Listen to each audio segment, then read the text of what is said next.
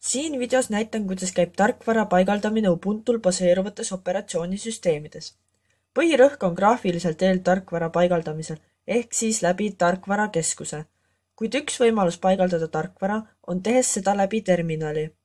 Selleks on kõige mugavam leida internetis sobiva rakenduse PPA ehk siis koht, kus rakendus on saadaval ning sisestada antud käsud terminali. Otseselt ei ole vaja isegi terminali käske teada. Näiteks mina paigaldasin selle ekraani video salvestaja läbi terminali, lihtsalt otsisin brauseris Simple Screen Recorder, valisin esimese lingi ja kopeerisin antud käsud terminali aknasse. Kuid siiski algajatele süsteemi kasutajatele ei soovitata väga tarkvara paigaldamist läbi terminali, sest sellega võib kaasneda teatud turvarisk.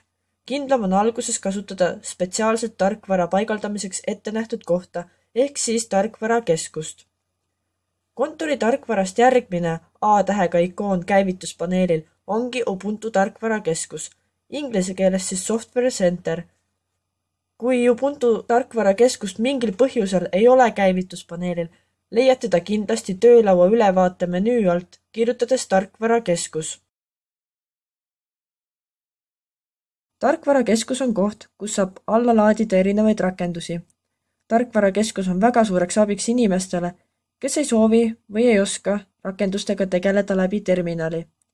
Tarkvarakeskuse pealehe üleval hallil ribal näeme 4 suurt valikunuppu. Kogu tarkvara, paigaldatud, ajalugu ja edenemine. Alguses on 3 valiknuppu. Edenemine tekib siis, kui olete juba midagi paigaldanud. Kogu tarkvara, mis on ühtlasi ka tarkvarakeskuse pealeheks, all näeme vasakul rakenduste kategooriaid, et oleks lihtsam otsida. Siis näeme veel uusi rakendusi, enim hinnatud rakendusi ja personaalsed rakenduste soovitusi. Paigaldatud all näeme kategooriate kaupa arvutis olemasolevaid rakendusi. Ajaloo all näeme kuupäevaliselt rakendustega tehtud toiminguid, kas neid on paigaldatud, uuendatud või eemaldatud. Näitan ära ühe rakenduse paigaldamise. Selleks liigun tagasi kogu tarkvara alla. Valin sobiva kategooria ja valin selle pilditöötlusprogrammi GIMP. Klõpsan selle peale, võtan rohkem infot. Siin on rakenduse lühikirjeldus, pakutakse lisamoodulit, näeb ära versiooni ja suuruse. Paremal üleval on nupp paigalda. Vajutan seda. Uute rakenduste paigaldamiseks küsitakse administraatori parooli. Paigaldatav rakendus ilmub käivituspaneelile. Tarkvarakeskusesse ilmub uus nupp edenemine, kus näeb paigaldamise protsessi. Uued paigaldatud rakendused jäävad käivituspaneelile.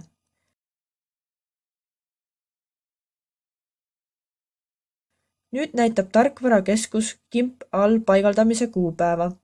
Rakenduse eemaldamine on tarkvarakeskuse abil samuti väga lihtne. Selleks liigume paigaldatud alla. Võtame lahti kategooria, millest soovime rakendust kustutada.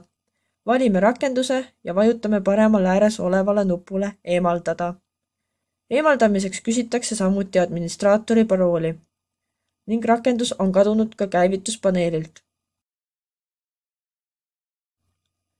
Järgmiseks räägin süsteemi ja tarkvara uuendamisest. Tavaliselt, kui arvutil on internetiühendus olemas, hoolitseb ta ise uuenduste eest ning kasutajal on siis võimalik uuendused kas lubada või neist mingil põhjusel keelduda.